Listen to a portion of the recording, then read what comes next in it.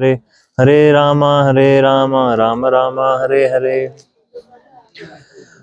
All of us knows Narad Muni, but how many of us knows Vyasadeva? So Vyasadeva is a disciple of Narad Muni, Guru Sishya Parampara. So Narad Muni disciple is Vyasadeva. It is said that Vyasadeva was born here, nearby place in Badrikashrama. Badrikashrama. There's a one woman known as Satyavati. Satyavati was a daughter of one fisherman, and she always was all with fishes, so she acquired the smell of fish on her body. So she's known as Matsya Gandha. And she used to do ferry in the boating. She used to have one boat, ferry from one place to another bank. So once Parashara Muni came, Parashara Muni who wrote Parashara Hora Shastras, he came to her boat and he said to her that between both of us is supposed to be begetting one very powerful child who will be writing a lot of Vedas. So initially she became a little ashamed, but later on she agreed to have a unionship. But she told three conditions. First condition was her bad smell should go away. The body of the Matsya should go away from her body. Second was that nobody should see their unionship. And third thing was she should remain virgin. That was a condition she put to Parashara Muni. He agreed for all three of them. So he created a illusory mist around the boat, which nobody could see around what's happening. And then they begotten a child, and he was immediately born.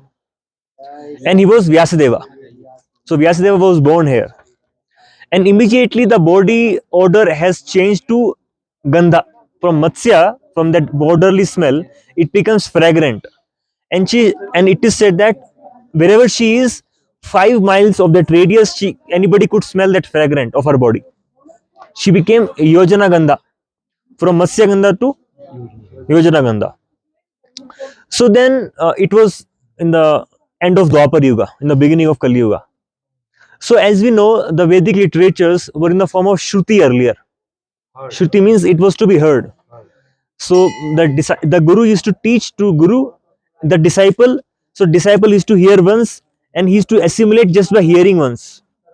There was no need of writing. It's like photographic memory. Yes, once you hear, it is in your memory. You see something, you capture that image, it always remains in your memory. But Krishna knew that as Kali Yuga progresses, people are not going to be that intelligent. People are going to have less memory. Mandamati. Mandbhagyad Mandamati. So then it was requested to Vyasadeva that he should put all the Vedic literatures into writing form. Before that, it was not in the writing form. It was only Shruti. It was heard. Then Vyasadeva sat here with the inspiration of Narad Muni. Then he started writing all the Vedic literatures. He wrote Puranas, he wrote Mahabharatas, he wrote Upanishads. But still, he was feeling a sense of dissatisfaction. He was not feeling satisfied.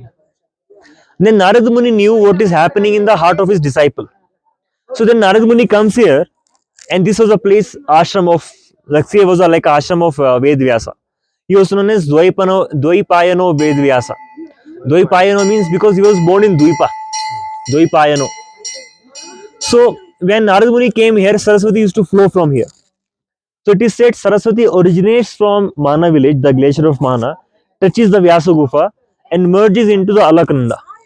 Only for this patch, Saraswati was existing. So he was meditating in Saraswati on the mountains and he was writing all the Vedic literatures. Narad Muni comes here and he could feel he is feeling some sort of dissatisfaction in his heart, Vedivyasa. Then he asked, why are you feeling so dissatisfied? You have written all the Vedic literatures. He asked this question from Narad Muni that I am feeling very dissatisfied although I wrote everything. Then Narad Muni says that you are feeling very dissatisfied because you have written everything about Karam Kandya portion. In Kali Yuga, people are going to be very fruitive. They are not going to be inclined toward mukti. They are not going to be inclined toward moksha. But they are going to be inclined toward bhukti, to enjoy this material world. And in all your Vedic literatures, you have compiled all the formulation, how you can enjoy more and more. So already people are inclined toward enjoyment and you are giving more ways for them to enjoy. So you have to write something directly about Krishna. So then Narad Muni says, inspire Ved Vyasa to write about directly about Lord Shri Krishna's activities. And then he compiled Shrimad Bhagavatam. Shrimad Bhagavatam has 18,000 verses, and it has all the deepest meaning of the. It is a crux of all the Vedic literatures, and that is how we have the Bhagavad Purana in the written form. So it was a blessing of Vedi Vyasa. It was his blessings, it was his mercy, it was his compassion that he was doing so much of austerity, sitting here in that much of cold, and dictating to Ganesha. So Ganesha was writing Out there, down. down. Yeah. Similarly, we also have the modern incarnation of Vedvyas. Who is the modern incarnation of Vedvyas? So Vedvyas wrote all the Vedic literature into Sanskrit form. But we people really don't understand Sanskrit. So it has to be expanded more. It has to be written in a more liquid languages, more simple English language. It was Srila Prabhupada who wrote again commentary on Shrimad Bhagavatam. And who was Ganesha for Srila Prabhupada? Dictaphone. So dictaphone, the voice recorder, because earlier he used to type with the typewriter, but later on when he went to US, at that point of time itself, voice recorder was formed, was invented. So then he was able to dictate the purport on Shrimad Bhagavatam, with which we can understand the importance of Shrimad Bhagavatam. So it is out of compassion. Otherwise, if let's say Vyasa was not there, we would not be able to understand and appreciate Krishna's pastimes. That is one thing. Second thing is, he is also known as another incarnation of Krishna. So Krishna has multiple incarnation. He has incarnation Gunavatara, he has Leela Avatara, Yuga Avatara, Manvantara Avatara. Like that, he has literary incarnation. So Krishna's energy is flowing to Vedvyasa to be able to compile all these Vedic literatures.